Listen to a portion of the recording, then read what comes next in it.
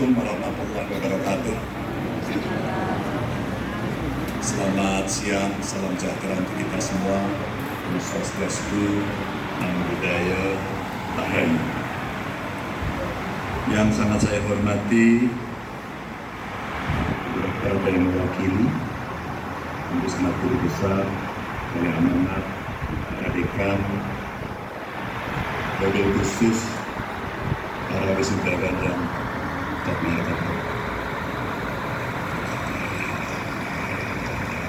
saya waktu duduk di situ, saya masih ingat betul bagaimana kedua orang tua saya yang tidak sempat mengenyam pendidikan sekolah menengah atas melihat anaknya wisuda.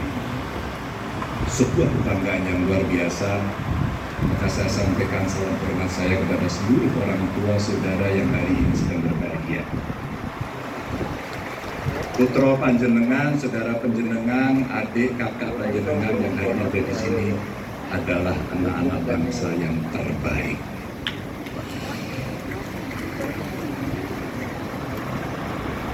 Dan selamat datang kepada para anggota Kagama Muda baru. Kepengurusan Kagama ada di banyak tempat di belahan Indonesia dan dunia. Maka kalaulah kawan-kawan nanti berkeliling di banyak tempat, di sana ada Kagama kakak-kakak Anda. Inilah kesempatan Anda untuk bisa berinteraksi, bertanya, dan saling tolong-menolong. Ini yang diajarkan dalam spirit gotong royong kita. Dan tentu saja, ilmu pengetahuan yang didapatkan dari pergulatan kehidupan selama di kampus secara akademis segera akan selesai pada hari ini. Besok kawan-kawan akan menghadapi dunia nyata.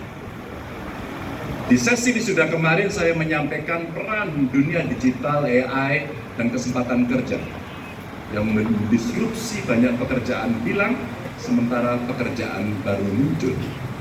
Maka ada kreativitas, ada inovasi, ada adaptasi yang mesti dilakukan oleh kawan-kawan semua. Inilah bagian dari survival of the fittest dari kawan-kawan yang nanti akan memasuki dunia nyata. Saya ceritakan kemarin bagaimana disrupsi teknologi atau revolusi industri 4.0 itu betul-betul terkait dengan industri, kerjaan, ekonomi, dan seterusnya. Tapi hari ini saya akan berbicara lain. Ternyata itu juga berkait dengan kehidupan politik, sosial, hukum, dan sebagainya. Dan tentu saja salah satu kegunaan ilmu pengetahuan yang kawan-kawan dapatkan pada hari ini adalah menjelaskan fenomena alam, sosial, sehingga kita bisa memahami apa sebenarnya yang terjadi. Logika, berpikir. Kemarin dari survei kelihatan anak-anak Gen Z itu katanya sekolah untuk mengasah berpikir kritis. Baru kemudian dia menjaga etik dan moral seperti prasetya tadi yang disampaikan. Yang ketiga baru mereka ingin mendapatkan pekerjaan, mengabdikan ilmunya. Sesuatu yang luar biasa. Karena itu saya saat ini berhadapan dengan para sarjana ilmu-ilmu yang tentu multidisiplin. Dan tentu perkenankan saya berbagi sedikit pengetahuan, mungkin sedikit pengalaman dalam melihat fenomena sosial politik yang berkembang. Kira-kira tahun 1469 sampai 1527 ada tokoh yang terkenal namanya Niccolo Machiavelli. Dia seorang diplomat hebat, seorang pemikir filosof, dan tentu ini adalah orang yang sangat mempengaruhi pemikiran utama di zaman Renaissance. Dia menceritakan bahwa membangkitkan humanisme sekuler pada saat itu adalah dengan pemikiran teosentris digeser menjadi pemikiran antroposentris.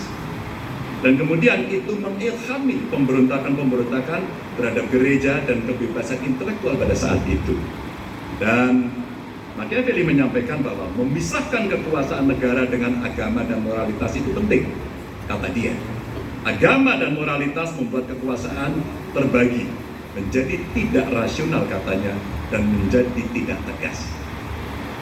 Kekuasaan adalah raison d'être-nya negara, sehingga orang menyatakan inilah masta, inilah sebuah negara kekuasaan yang itu akhirnya mengilhami dan mendorong lahirnya raja-raja yang berkuasa secara absolut, letal semua, kata bahasa Prancis dahulu.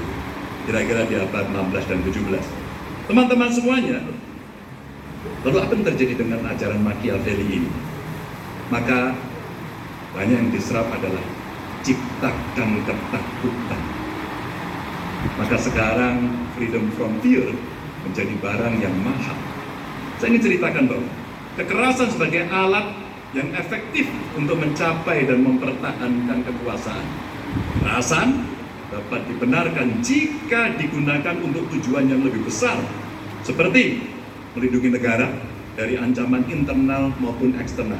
Kata dia, kata Machiavelli, menciptakan rasa takut melalui penggunaan kekerasan ini merupakan salah satu cara yang efektif untuk mengendalikan rakyat dan musuh. Seorang penguasa harus memilih apakah dia ingin ditakuti atau dicintai. Kalau tidak bisa kedua-duanya, dia akan memilih, kata si Machiavelli.